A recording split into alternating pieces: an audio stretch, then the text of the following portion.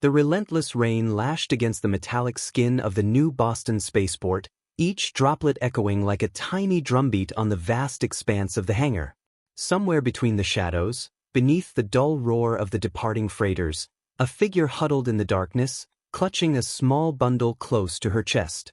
Her skin shimmered with a subtle iridescence even in the dim light, an unmistakable trait of the Nebulan species. John, a cargo pilot nearing the end of his shift, was trudging back to his ship, the Celestial Nomad.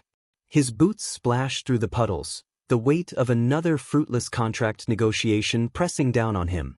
As he approached his vessel, a subtle movement in the periphery of his vision caught his attention. Turning toward it, he squinted through the rain, his hand instinctively moving towards the blaster holstered at his side. "Please, don't shoot," a voice pleaded, trembling with urgency. The figure stepped forward, revealing herself as a Nebulan, her eyes wide with a mix of fear and desperation. In her arms, she cradled a child, its tiny limbs wrapped tightly around her. John's hand paused, then slowly moved away from his weapon. "Who are you? What do you want?" "My name is Ilara," the woman replied, her voice soft but carrying an edge of resolve. "I need your help. Please, you must help my son." Wariness mixed with curiosity, John eyed her cautiously. "Why come to me? This is a spaceport. There are hundreds of pilots here." Ilara's gaze flickered with a hint of pain. "Not everyone will help a Nebulan. Our kind aren't welcome on many planets, not after the war. But I've heard of you, John of the Celestial Nomad. You're different. You help where you can." John frowned, processing her words. The interstellar conflicts had left a deep scar on many worlds, creating rifts that were slow to heal. His own past, marred by loss and displacement, made him more sympathetic than most, but the risk of aiding an alien and her child was not insignificant. "What's happening? Why does your son need help?" he asked, stepping closer, the rain soaking through his jacket. Ilara shifted the child to show him better. "My son, Tyron, he's ill. He needs a treatment, specifically a serum, not available in our sector. I've tried everything, but nothing else can save him. And you think I can get this serum? It's on Terex Prime. But without a ship," her voice broke, her eyes glistening with unshed tears. "Please, I beg you. He won't survive much longer." John looked down at the child, seeing the pale skin and labored breathing that spoke of severe illness. His heart tightened. He had seen too much suffering already. Perhaps this was a chance to make a small difference. Terex Prime isn't exactly a friendly stop for cargo runs. "It's risky," John said, pondering the implications. His mind raced through the logistics and the potential dangers of diverting his planned route. "And what about after? You expect me to just drop you there?" "No," Ilara said, a new determination in her tone. "I ask more than that. I ask you to consider being Tyron's father, to give him a name, a home, to save him in every way a child might need saving." John staggered slightly as if the rain had suddenly turned to lead, heavy and overwhelming. The request was immense, far beyond a simple act of mercy or a perilous cargo run. To take on the role of a father, especially to a child of a species still distrusted by many, was to change the trajectory of his life entirely. The silence stretched between them, filled only by the sound of rain pattering against the metal and the distant hum of engines. Finally, John exhaled, a long and weary sigh. "Let me get you out of the rain.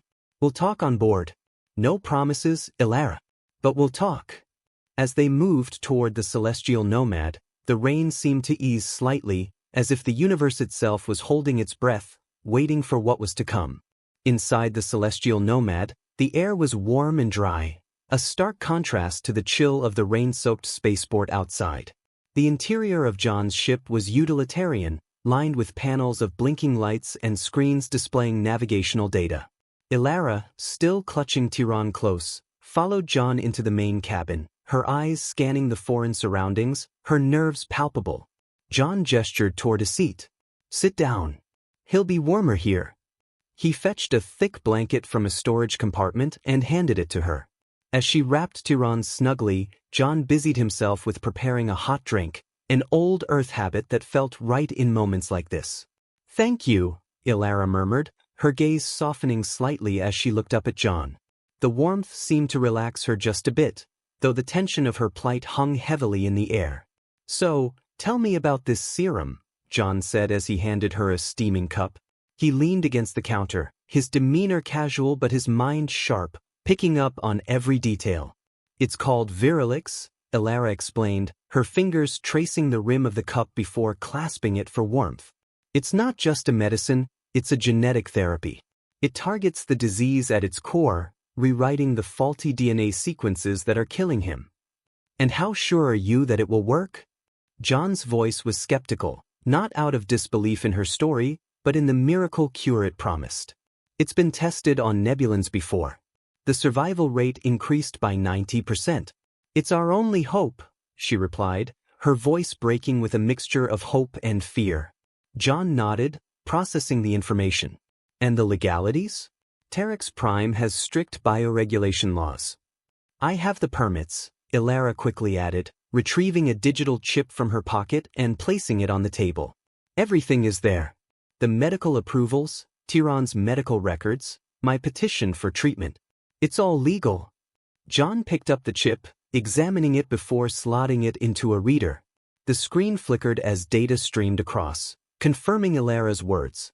He stood there for a moment, lost in thought, then turned back to her. "You realize this changes everything for me. It's not just a detour, it's a commitment. And you're asking me to be a father to him. That's a lot." Elara met his gaze, her eyes resolute. "I know what I'm asking is immense, but I believe you can be what Tiran needs. You have kindness, John. I see it in you. And I wouldn't ask if there was any other way." The ship hummed softly around them, a reminder of the vast emptiness of space that lay just beyond the hull. John considered the stars he knew so well, the routes plotted and replotted in his mind, the solitary life he'd led up until now. "Let me think on it. We'll head to Terex Prime. We can talk more along the way," he finally said, the decision heavy on his lips. Elara nodded, relief momentarily washing over her face. "Thank you, John. Thank you for even considering it." As John initiated the launch sequence, the engines of the celestial nomad began to thrum with life, a deep, pulsing heartbeat that felt like the beginning of something irreversible. He glanced at Elara and Tiran, their future, as uncertain and fraught as the star-strewn path ahead, suddenly intertwined with his own. As the celestial nomad sliced through the vacuum of space, John's hands moved with practiced ease over the controls, setting their course for Terex Prime. Beside him, Elara fed Tiran a concoction of nutrients, her movements tender but tinged with urgency. The boy's condition was stable for now, but both knew that each passing hour was a race against the relentless tick of an unseen clock. The silence between them was filled with the soft bleeps and whirs of the ship's instruments. Elara broke it first. "How long until we reach Terex Prime?" "About 16 hours, give or take," John replied, his eyes not leaving the star-studded blackness ahead. "Weather conditions on approach look stable, should be a smooth entry." Elara nodded, her gaze returning to Tiran. In the quiet, John's mind turned over the enormity of what lay ahead. Becoming a father was something he'd never envisioned for himself, certainly not under these circumstances, and yet the universe seemed intent on thrusting this role upon him. "Tell me about Nebulan," John said after a while, his voice cutting through the hum of the ship. Elara looked up, surprise registering on her features. "Our world or our people?" "Both. Anything. If I'm to consider your request, I need to know more." Elara's eyes shimmered with a mixture of sadness and pride. "Nebulan is beautiful, or it was before the war. Vast oceans that glowed with bioluminescent life under twin moons. Cities built around the harmony of nature and technology. As for our people, we value knowledge, family, and the arts. We are, or we were, a peaceful race. The war, it changed everything." John listened, his gaze still fixed on the path ahead, but his thoughts wandering through the vivid picture Elara painted. It was a stark contrast to the harsh realities of their current situation. "Is there a father in the picture?" he asked, steering the conversation to more personal terrain. Elara hesitated, her fingers tightening around Tiran's small hand. "He was lost in the war. Tiran doesn't remember him. But I've tried to fill that gap," But there's only so much I can do. The confession hung in the air, heavy and poignant. John felt a surge of sympathy. Loss was a common denominator in the universe, one that he too was intimately familiar with. As the hours slipped by, John taught Elara how to navigate the ship's systems, a distraction for them both from the looming decisions. She was a quick learner, her intelligence evident in the way she absorbed information, asking questions that were perceptive and pointed. The proximity to Terex Prime brought a shift in the mood aboard the celestial nomad. Anxiety mingled with hope as they neared the planet known for its advanced medical facilities but stringent governance. "We should prepare for landing," John said, his voice calm despite the undercurrent of tension. "Once we land, things will move quickly. Are you ready?" Elara nodded, securing Tiran more tightly in her arms. "As ready as we can ever be." Together, they checked the ship's instruments, ensuring all systems were optimized for entry. The atmosphere of Terex Prime loomed large on the screen, a swirling mass of clouds and colors that marked the threshold of their critical mission. The celestial nomad descended, its hull shuddering slightly as it began to pierce the planet's outer layers, a tiny vessel carrying the enormous weight of a mother's hope and a pilot's burgeoning responsibility. The atmosphere of Terex Prime buffeted the celestial nomad as it descended through dense clouds, the turbulence mirroring the tumultuous thoughts swirling in John's mind. As the planet's sprawling capital came into view, a complex network of towering structures and glowing pathways, he focused on the task at hand, guiding the ship towards the designated medical port. Elara sat close to Tiran, whispering to him in their native tongue, a melodic and soothing cadence meant to calm her son as much as herself. The boy, sensing the change, looked out the window with wide, curious eyes, his frailty momentarily forgotten in the face of such a novel sight. Once landed, the stark, bright lights of the port flooded the cabin. Medical personnel, donned in the high-tech garb of Terex Prime's renowned healthcare system, were quick to meet them at the landing bay. With efficiency that spoke of routine, they ushered Elara and Tiran onto a transport stretcher. "Everything you need is on this chip," John said, handing over the digital chip containing Tiran's medical records to the lead medic. The medic nodded, securing the chip into her tablet, her eyes scanning the data quickly. "We've been expecting you. The serum preparation is underway." "Follow me," she instructed, her voice firm yet not devoid of compassion.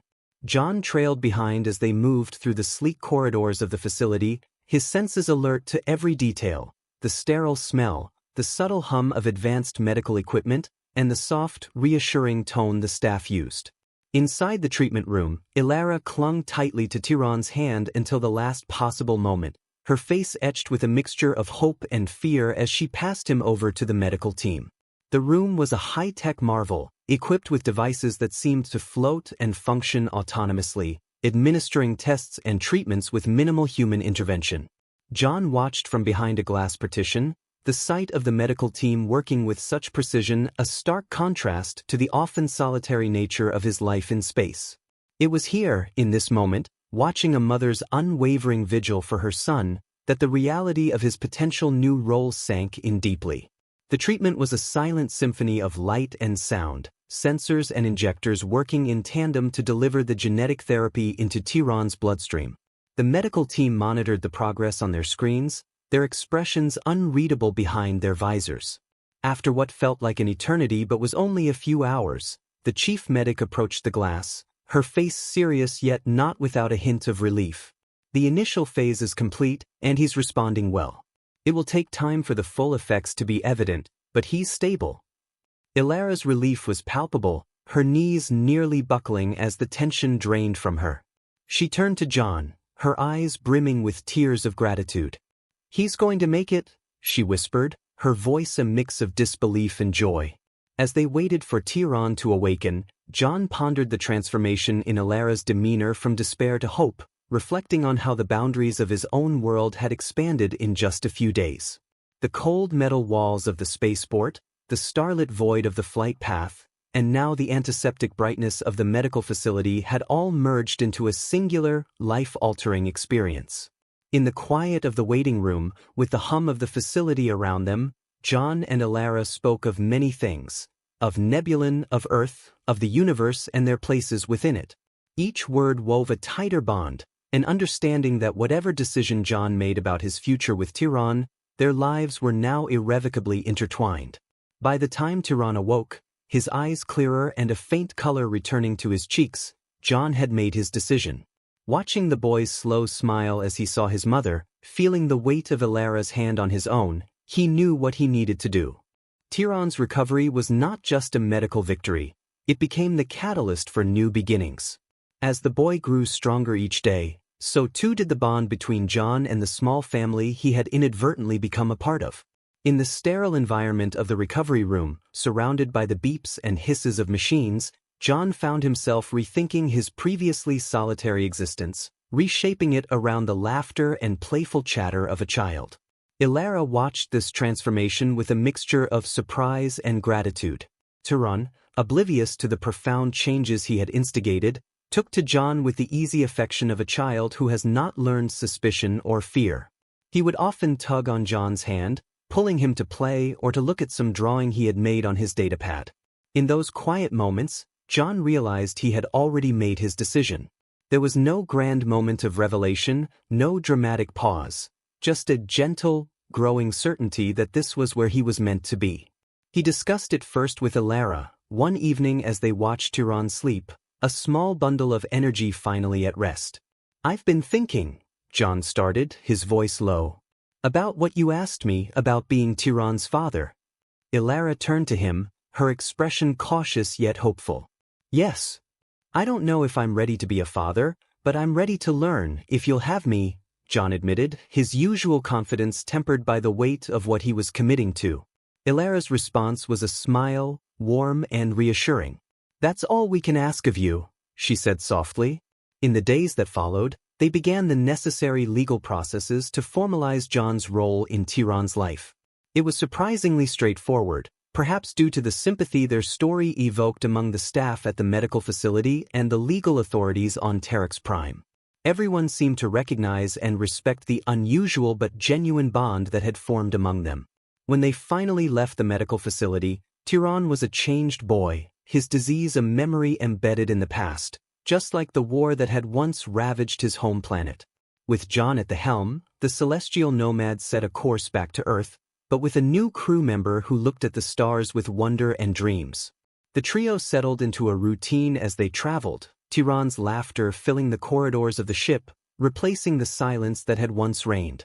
John taught him about navigation and star maps, while Ilara shared stories of Nebulan, weaving tales of its beauty and culture, keeping her world alive in her son's heart. As the celestial nomad approached Earth, John found himself looking forward to the planet not just as a homecoming but as a new beginning. The Earth's blue orb grew larger on the screen, a welcoming sight filled with possibilities. "Look, Ton, that's Earth," John pointed out, his voice filled with a new sense of pride. "Is that our home?" Tiran asked, his small face pressed against the glass, eyes wide with curiosity. "It is now," John replied, glancing at Ilara, who smiled back at him, her hand resting gently on his arm. "Yes, our new home," she confirmed, her voice tinged with emotion. The celestial nomad entered Earth's atmosphere, its journey from a spaceport on a rainy night leading them to this moment, a family not bound by blood but by choices, by circumstances, and ultimately, by love.